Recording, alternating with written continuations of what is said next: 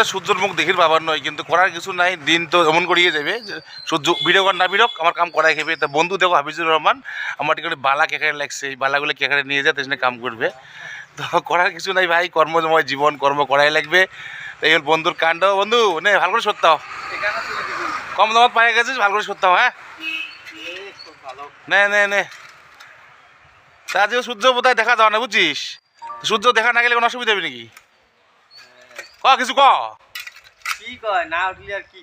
না হলে করার কিছু নেই নয়, সূর্য মামা আলা আসে না আসে এমন করে হলে আবার করা খাবে গাম।